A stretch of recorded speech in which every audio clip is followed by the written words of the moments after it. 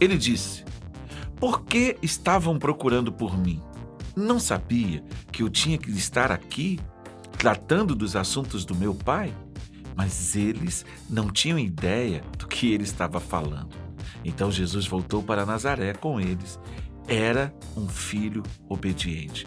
Lucas, no capítulo 2, do versículo 49 até o 51, na tradução de A Mensagem. Jesus se desprendeu dos seus pais. Eles estavam em Jerusalém por ocasião da festa. E os seus pais foram embora.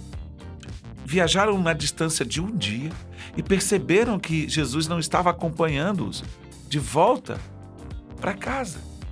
E aí eles retornam, procuram Jesus por todos os lugares e não o encontram, mas o encontram no templo, debatendo e discutindo com os mestres da lei. E quando ele olha para os seus pais, ele pergunta: Vocês não sabiam que eu deveria estar na casa do Pai? Esta palavra pode ter algumas aplicações. Você precisa valorizar os seus pais. Você precisa valorizar aqueles que deram passos na vida além de você e foram um instrumento de Deus para fazer e trazer aquilo que você pode desfrutar da vida hoje. Nós precisamos voltar para a casa do Pai. É interessante porque eu estou falando da casa do Pai, do meu Pai, aquele que me deu vida, aquele que me sustenta, mas eu percebo que esta casa do Pai também precisa ser olhada como a minha própria casa, ou seja, eu preciso reconhecer que o meu Pai foi um instrumento de Deus na minha vida. Você vai dizer para mim que o seu pai não correspondeu àquilo que Deus esperava? Sim, às vezes isso acontece.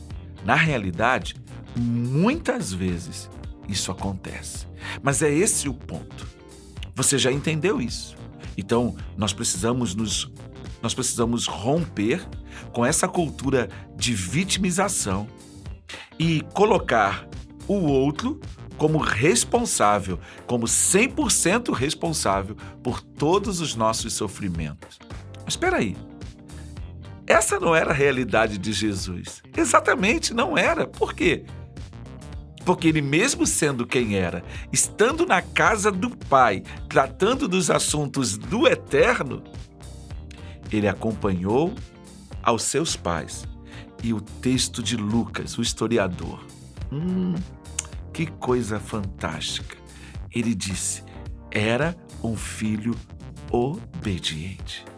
Mesmo sendo quem era, o Filho do Deus vivo, ele esvaziou-se de sua humanidade e nos dá um exemplo de filho, que soube se comportar como filho na casa do Pai.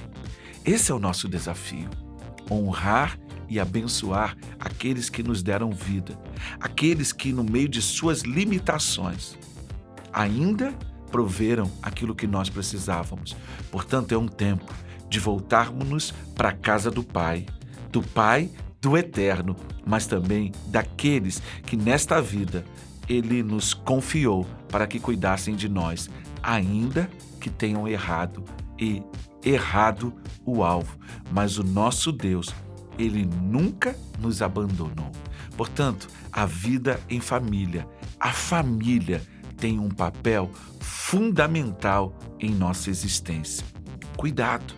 Você precisa ter muito cuidado para que você, no meio da sua dor, no meio das suas angústias, você se perca e acabe reproduzindo o mesmo modelo que você aprendeu pela observação. Que Deus te abençoe. Que esse tempo em família seja um tempo de graça, que você descanse, que você se recupere, que você viva sempre para a glória de Deus. Até o nosso próximo encontro.